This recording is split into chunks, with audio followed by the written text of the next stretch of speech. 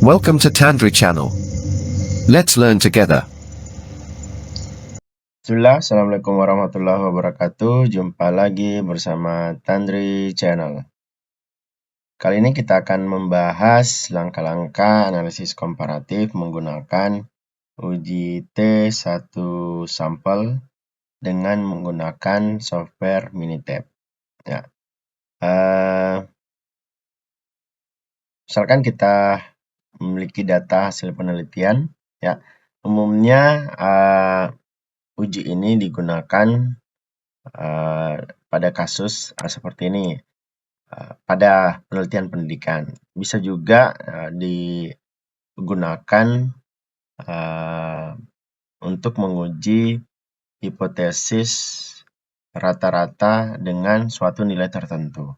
Nah, di sini saya menggunakan kasus jika data kita adalah data pretest posttest, kemudian data tersebut diubah menjadi data n-gain, di mana n-gain adalah selisih atau nilai posttest dikurang nilai pretest dibagi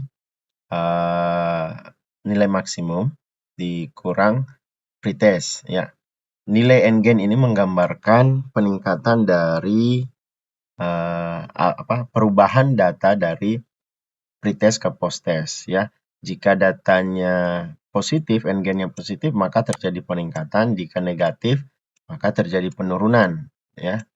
N-gain adalah perubahan, ya, selisih antara pretest dan posttest yang telah dinormalisasi, sedangkan gain adalah selisih posttest dengan pretest.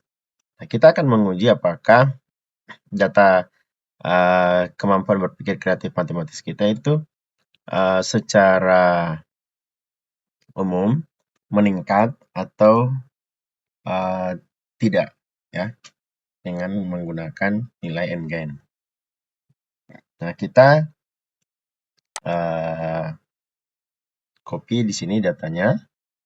Nah, kemudian kita tuliskan datanya n-gain KBKM. Ya. Nah, langkah-langkahnya kita klik statistik. Kemudian sebelum kita masuk ke uji T1 sampel atau one sample t-test, kita perlu menguji asumsi uji dulu. Nah, di software Minitab ini sama seperti software Stata dan SPSS, pengujiannya dilakukan pada menu yang terpisah, yaitu normality test. Nah, seperti biasa, normality test pada Minitab ada 3 pilihan, Anderson-Darling, Ryan-Joyner, dan Kolmogorov-Smirnov. Kita coba Kolmogorov. Di sini Kolmogorov terlihat bahwa nilai p-value-nya lebih besar dari 0,05. Dia sebesar 0,054. Ya.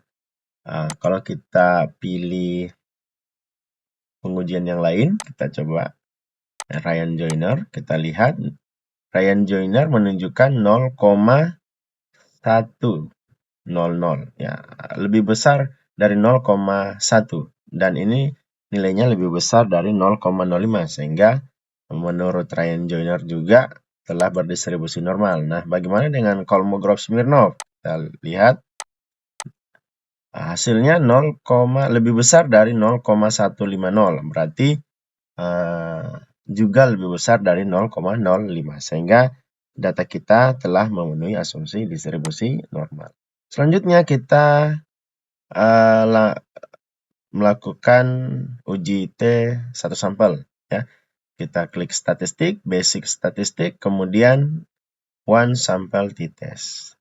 One sample t. Nah, di kotak dialog kosong ini kita klik 2 kali nilai atau kita klik data kita, kemudian select. Ya. Kemudian di perform hypothesis testnya kita centang, kemudian kita tuliskan 0.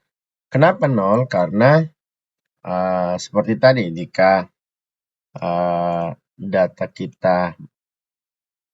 n-gain kita ini bernilai 0, berarti data posttest dan pretestnya kita sama, sehingga tidak terjadi peningkatan. Ya. tidak terjadi peningkatan secara umum. Kita akan menguji secara umum apakah keseluruhan data memang tidak terjadi peningkatan atau sama dengan 0 atau berbeda dari 0, tidak sama dengan 0. Nah, atau bisa kita gunakan uji satu pihak.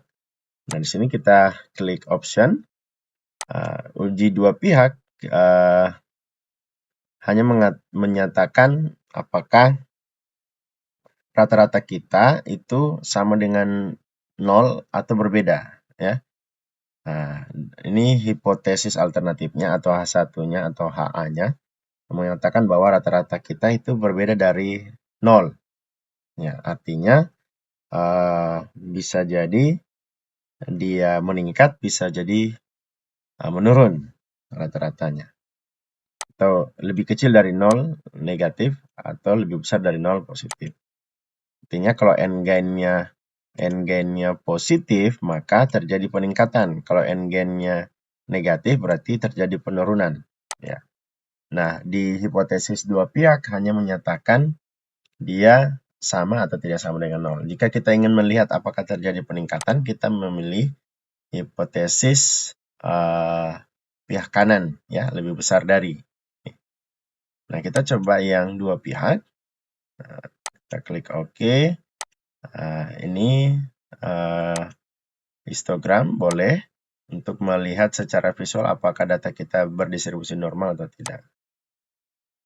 Nah, hasilnya seperti ini histogramnya.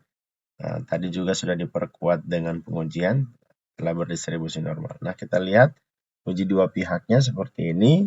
Nah, jika kita memilih uji satu pihak, kita bisa memilih tadi di option, menggantinya menjadi uji pihak kanan. Lalu kita klik OK, OK. Nah, ini uji pihak kanannya. Ini menjelaskan bahwa rata-rata kita itu lebih besar dari 0. Artinya kalau n-gain kita lebih besar dari 0, maka terjadi peningkatan. Ya. Nilai post-testnya lebih baik. Atau namun jika kita hanya menggunakan uji dua pihak, kita hanya melihat apakah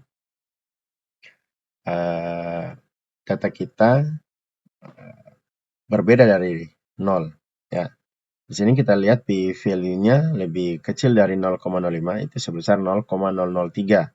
Ya, berarti H0 ditolak. H0 ditolak berarti H1-nya diterima. Begitu pula dengan uji satu pihak sebesar 0,001. Dengan kata lain bahwa rata-rata n-gain kemampuan berpikir kreatif matematis siswa itu lebih besar dari 0. Nah, kalau n-gainnya lebih besar dari 0, berarti terjadi peningkatan dari nilai pretest ke post-test itu terjadi peningkatan. Itulah langkah-langkah uji T1 sampel menggunakan software Minitab. Semoga dapat bermanfaat. Sekian. Assalamualaikum warahmatullahi wabarakatuh.